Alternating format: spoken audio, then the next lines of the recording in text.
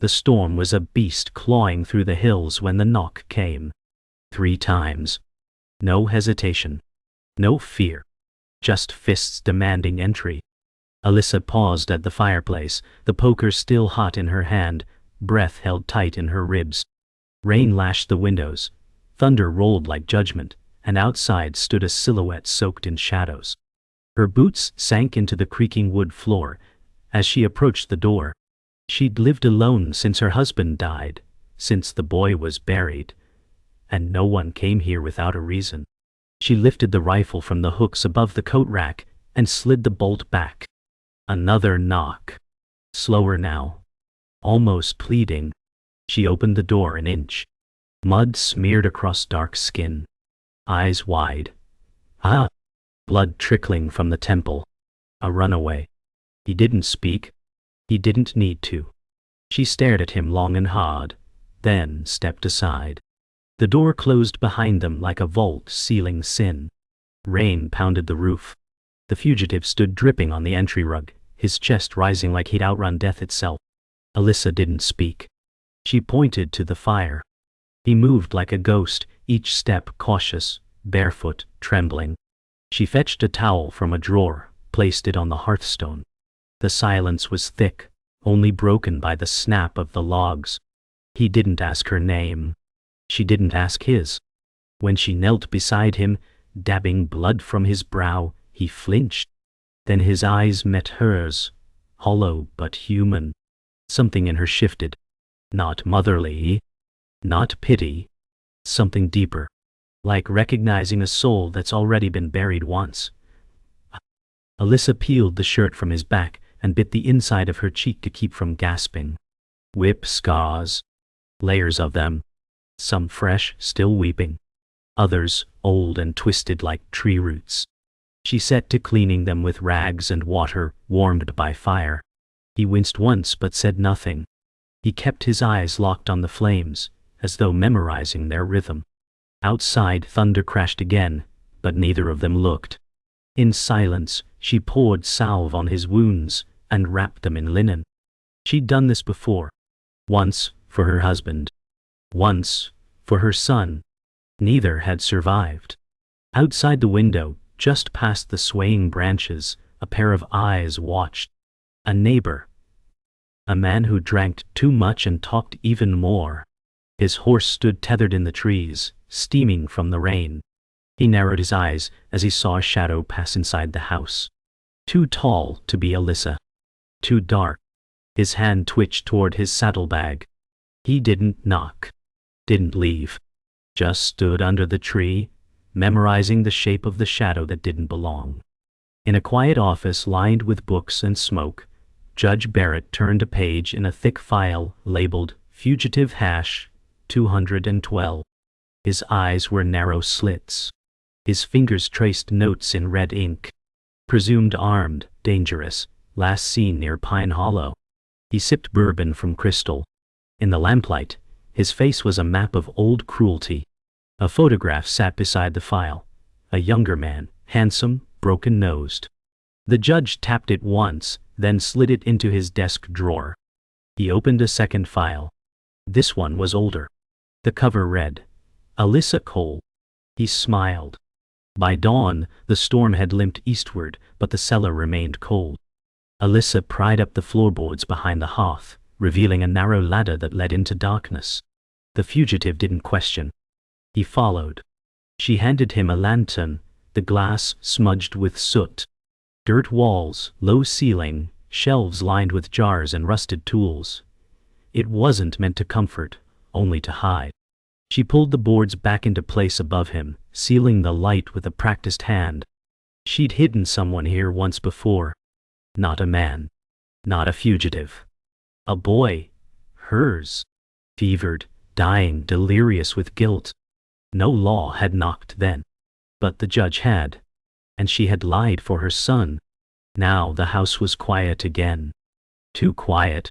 Just the ticking of the mantel clock, and a memory trying to claw its way up through the floor. He didn't sleep that night. Neither did she. From her chair near the hearth she listened to his rustling breaths below. The cellar amplified everything, his cough, his nightmares, the creak of his bones. At one point, she heard him whimper. Words she couldn't make out. She poured hot water into a tin cup, added chamomile, and lowered it through the floor on a rope. He never thanked her. But the next morning, the cup came back empty. She found herself staring at that cup far too long. Fire had gone out. Her fingers trembled as she relit it. Her mind drifted. Back to the boy. Her boy. The one who screamed in his sleep too. Who begged forgiveness for something she never knew.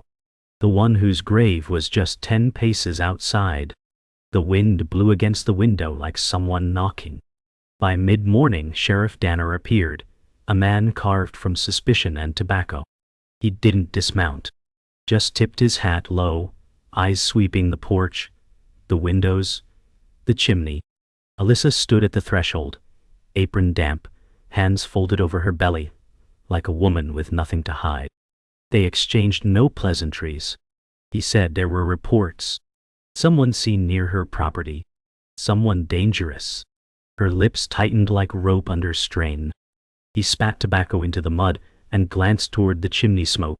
Said he'd be back with dogs. Said the judge was watching everything now. Said she looked tired. Then he tipped his hat again, lower this time, and rode off, hooves thudding like warning drums. That night, something scratched beneath the floor. Soft. Repetitive. Alyssa froze mid-step. Dot. She lowered herself to the boards, ear pressed against the wood. It wasn't the fugitive. He was still. It came from the far corner, behind the pantry wall.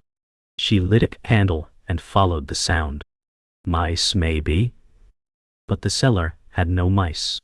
She'd made sure of that. Her fingers found a loose board behind the flour sacks. She hadn't touched it in years. Not since the boy. She pried it loose and pulled out a bundle. Old drawings, charred at the edges, a wooden toy horse with one wheel. The scratching stopped, and something cold crept up her spine. The fugitive hadn't made that sound, and the cellar wasn't entirely his. She unfolded the old newspaper carefully, edges flaking in her lap.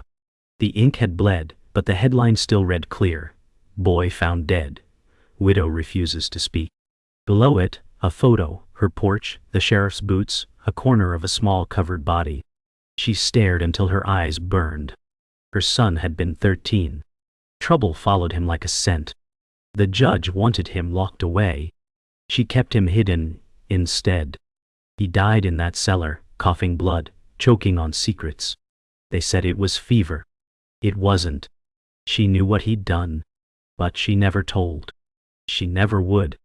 The fugitive moved below her now, his breath rising through the cracks. Another broken soul, sleeping where her broken boy had died. And this time, she wasn't sure who she was protecting. The envelope slid across the judge's desk like a blade. Inside, photographs, grainy dark, taken from a distance. Alyssa's cabin. A figure moving past the window. Shadows of two. The judge didn't blink. He tapped the photos into a neat stack, then reached for his ink pen. On a yellowed form labeled Apprehension Request, he scribbled a single name. His hand paused, fingers trembling, not with age, but memory. He set the pen down and leaned back. Rain ticked on the windows like tiny nails. He looked toward the bookshelf, toward a worn volume with a broken spine. The Law is Light. He'd quoted it once to Alyssa's husband, back before the accident. Before the boy. Before the silence. Now he whispered to the empty room. She broke it again. She always does. Barrett stared at the photos longer than he needed to. Not for the man in them, but for the house. That porch. That window. The rocking chair still there, after all these years. He rubbed the bridge of his nose and chuckled low, like someone savoring poison. Alyssa had always been too righteous for her own good. Took in strays. Protected the weak. But she lied when it mattered. Lied like it was love. He pulled out an old file with her name, stamped bold across the front. Paper yellowed. Margins full of red ink notes. Obstruction, one said. Emotional instability, another. But the one he underlined now read, persistent defiance. He picked up the pen again. Spoke softly to no one. She did it again. She always protects the wrong ones. The bounty hunter came just before dark, dust-covered, sunburnt, half-wolf by reputation. No words exchanged, just a nod. Barrett handed him the file. No questions were asked. The man thumbed through the pages, looked once at the photo of Alyssa, then twice at the fugitive's silhouette. He grunted, folded the paper, and tucked it inside his coat. He was already turning for the door when Barrett said one thing. No blood on her land. The bounty hunter didn't answer. Just tipped his hat and vanished into the night. Outside, the air was heavy with dust and rain. A dog howled in the distance. Barrett closed his eyes and saw a boy in a cellar, coughing blood. He opened them, took another drink, and waited. In the cellar, the fugitive sat cross-legged, lantern casting long shadows. He spoke softly now, more to the dark than to her above. Said his name was Elias. Said they'd beaten it out of him 3 times, but it always came back. He told her of the dogs. The hounds that didn't bark, just tore. The iron collar. The boy they left behind. Alyssa sat on the floor above, back against the wall, listening through the boards like a woman eavesdropping on ghosts. She didn't speak. Couldn't. She gripped her son's old toy horse, the one missing a wheel. Outside, the wind rose again. Inside, Elias whispered, "You don't know what they did to me." But she did. She just didn't want to say it out loud. Alyssa cleaned the blood again. It had pooled beneath the pantry where the floor warped. Not from Elias. From before. Old stains that never truly faded. She scrubbed hard, knuckles white, jaw clenched, breath short. The scent of rust and earth filled her lungs. Her hands trembled, not from age but memory. That was where she found the boy, curled in on himself. Fever burning his mind, whispering things she still didn't understand. She wrapped the rags and burned them in the stove. Watched the smoke twist upward, like it was trying to carry secrets away. She knew what this was now. The judge didn't care about Elias. He wanted her to break. Wanted her to bury another boy. And watch. Smoke first, thin and pale. Rising like a whisper from the west ridge. Alyssa stood at the edge of her porch, squinting past the morning haze. It wasn't a cooking fire. It was wild. Uncontained. She knew that kind of smoke. Knew it the way a body knows when it's being watched. She walked the perimeter of her land, boots pressing deep into dry soil, eyes shot. Then she saw it, a neighbor's barn reduced to black ribs against the flame. No screams.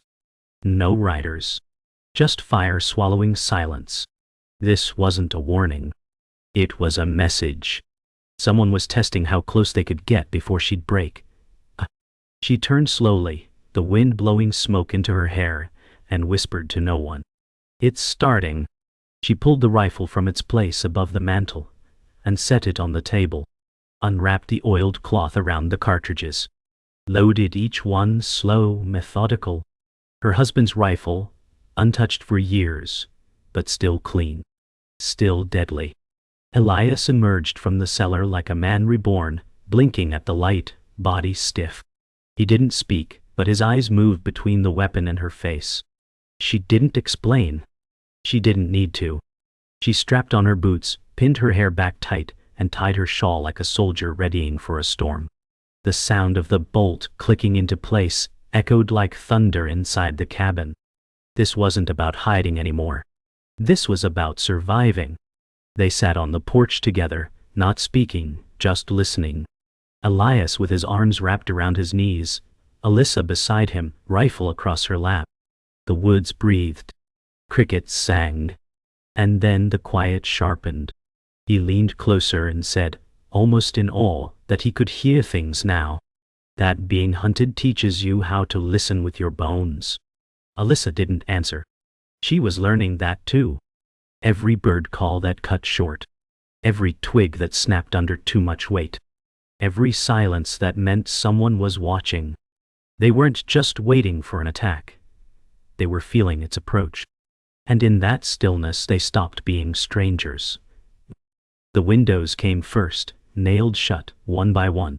Then the doors were braced, hinges reinforced, cellar trapdoor locked from both sides. Alyssa moved with a grim rhythm. Elias helped, silent but steady. Together, they turned the cabin into a fortress. Furniture was shifted. Bottles lined the sills. Candles were placed strategically in corners to cast shadows where eyes might peek. She pulled out her husband's old maps, circled the weak points. Elias built noise traps outside, tin cans, broken glass, wires strung through trees. They spoke little, but their eyes said enough. If they were coming, they'd pay to enter. At church, the judge stood before the pulpit, voice calm but cold. He read from scripture, eyes never lifting from the pages. Spoke of sin, of defiance, of mercy withheld. The congregation sat stiff, eyes lowered. He spoke of wolves in sheep's clothing, of poison hiding in righteous hearts. He never said Alyssa's name. He didn't have to. The townsfolk knew. The ones who had turned a blind eye. The ones who'd watched her bury a child. The ones who still remembered the screams from her house that winter. He closed the Bible with a slow, measured hand, looked out over the pews and said clear as dawn, "Some sins cannot be forgiven." And then he smiled. They came in silence. No torches, no horns, just the soft thud of boots and the distant yelps of hounds sharpening their scent. Alyssa saw them first, flickers of motion along the tree line, lanterns shielded behind coats, guns drawn low. Her breath slowed. She motioned for Elias to go below. He hesitated, but only for a heartbeat, then vanished down the ladder. She replaced the boards, threw the rug back in place. Outside, flashlights swept in slow arcs, like predators testing shadows. Tin cans rattled in the trees. One fell. Then another. The dogs howled, high and cruel. Alyssa stood alone now in the center of her cabin, rifle in hand, pulse calm. Her home wasn't a refuge anymore. It was a trap. But it was her trap. And she'd sprung it. She lit a single candle, kissed the iron crucifix on the wall, and whispered a prayer she hadn't said in 20 years. Not for salvation, for strength. She moved through the cabin with measured grace, locking every brace, checking every sight line. In the corner, beneath the folded quilts, she hid a letter, ink-stained, unsigned. Her handwriting. Her confession. If they found her dead, they'd know why. She knelt by the hearth, felt the warmth one last time, and whispered into the floorboards. "Stay quiet, no matter what you hear." No answer came. Just the hum of fear. Then she locked the cellar hatch from above and placed the rifle across her lap. Outside, the dogs grew louder. The wind shifted. They were close now. Very close. The latch rattled once. Then, again. Alyssa held her breath. The door creaked but didn't open. A voice outside murmured something. A second voice barked in return. Then came the sound of boots circling the cabin. The floor beneath her vibrated with footsteps, not just one man, but several. She crouched lower, hand on the rifle. In the silence, a thought rose uninvited. Her son had once hidden like this, listening to men circling, whispering, waiting. She had failed him. Not this time. She pressed her palm flat to the boards above Elias and whispered, "I buried one son. I won't bury another." She didn't flinch as something thudded against the back door. The time for fear had passed. The bounty hunter found the loose board. In the dark, he stepped onto the creaking plank, and it shifted underfoot. He froze. His lantern swung gently, casting a line of gold across the cabin wall. He knelt, slowly, quietly. Fingers brushed the edge. Beneath him, Elias didn't breathe. The hunter cocked his head, smiled. Then the back window shattered. Alyssa's shot tore her through the air like a scream. Wood splintered. A lantern fell and rolled. The cabin lit up in chaos. Men shouted. The dogs went wild. The hunter dropped behind a chair, cursing. Alyssa didn't wait. She reloaded and fired again. This wasn't warning fire. This was war. Gunshots ripped the quiet apart. Muzzle flashes lit the cabin like a haunted lantern show. Alyssa moved with terrifying calm. Shoot, duck, reload. She wasn't aiming to scare. She was aiming to end. One man screamed. Another cursed her name. The dogs went silent. Then footsteps. Heavy. It rushed. What? Someone charging the front. She fired once, and silence followed. Her chest heaved, but she kept still. Smoke coiled in the beams above her.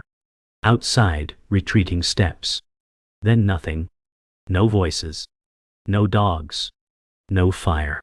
Just the wind, howling through broken glass. She held her ground, eyes locked on the door, until sunrise. Until there was no darkness left to hide in. The boots echoed down the courthouse hall like war drums. Alyssa walked between two deputies, wrists bound, eyes unflinching. Her dress was stained from blood and ash. The townsfolk stood along the corridor walls, some in silence, others whispering. The judge sat waiting behind the bench, robes clean, gavel at the ready. When she entered, he didn't blink. Just nodded once and said her name like it was a verdict. Alyssa Cole. She didn't look at him. Didn't look at anyone. She stared forward, straight through the wooden panels and into the memory of a cellar floor. Where her boy once died. Where another now lived. She had fire in her lungs and steel in her spine. They could call it a trial. But she already knew what this was. It was the hanging before the rope. The judge read the charges slowly, like savoring them. Harboring a fugitive. Armed resistance. Mandi. Assault with deadly intent. The gavel struck like thunder with each count. Alyssa stood without trembling. Her lawyer didn't speak. He was there for formality, not defense. Barrett's voice never raised. But his eyes burned with personal fire.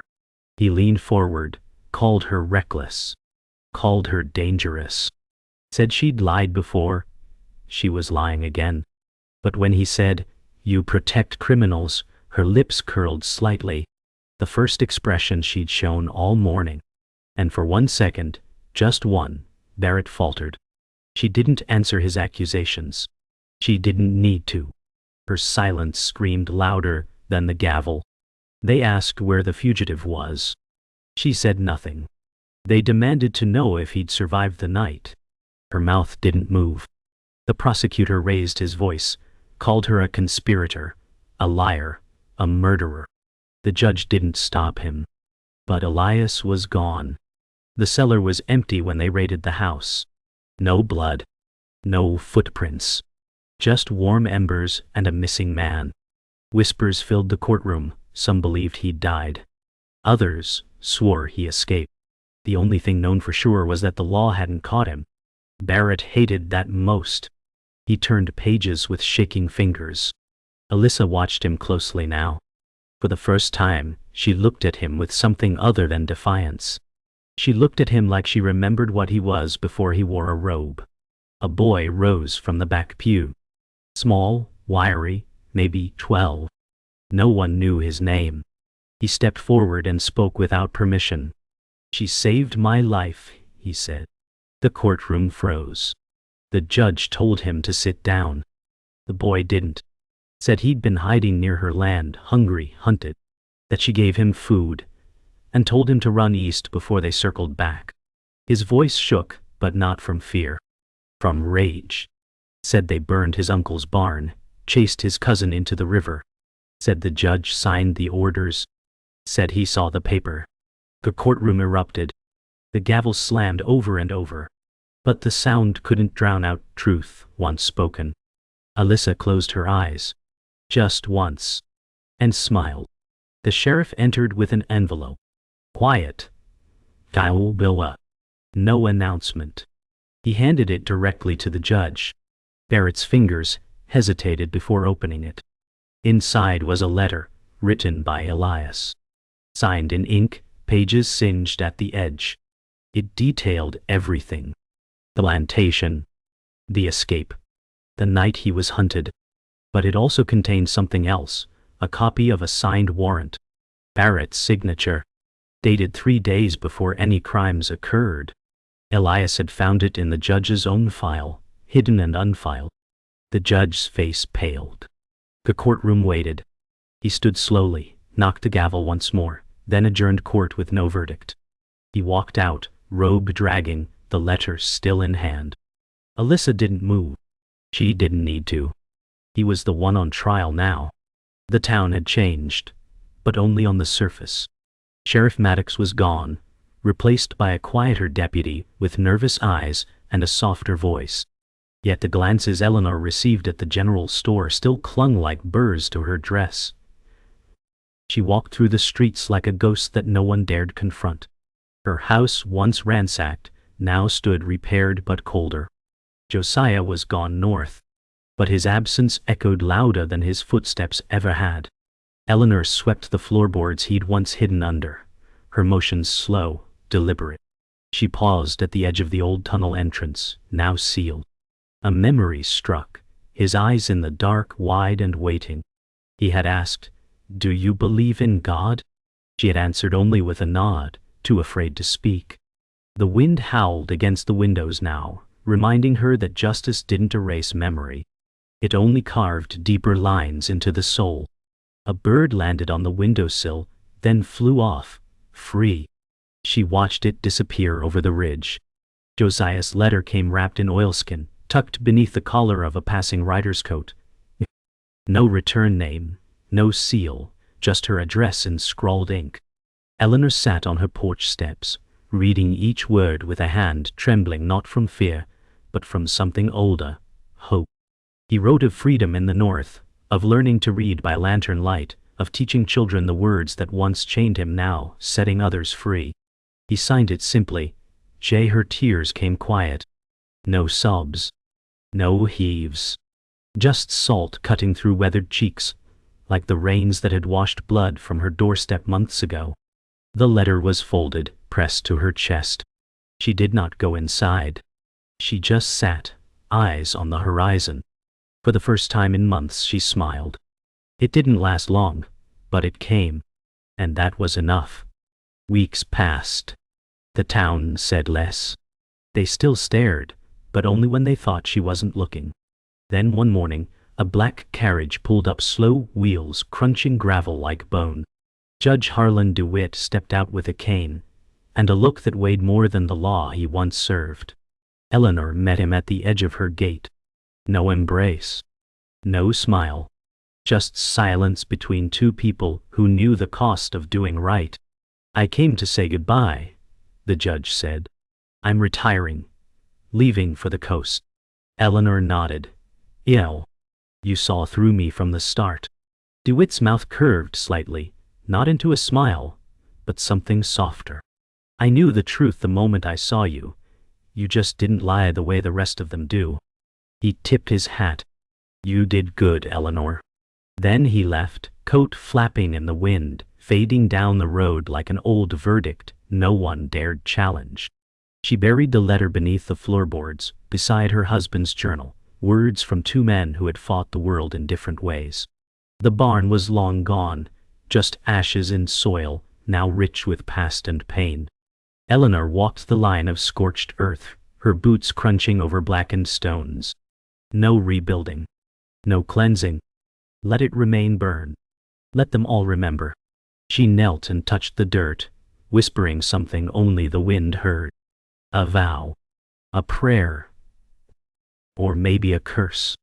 Her hands came up smudged with soot. She wiped them on her apron, stood tall. There would always be others. Other boys running. Other men with torches. And women like her, those who stay behind, make silence speak, and dare anyone to question it. Eleanor stood at the edge of her land, wind pulling at her shawl. The prairie stretched empty before her, miles of silence and sky. The house behind her no longer felt like a prison or a sanctuary, just a place where truth had once hidden and dared to breathe. Her lips parted. Just one word escaped. "Let them come." Her voice didn't tremble. It carried, across the dust, through the memory, beyond the graves no one dared mark.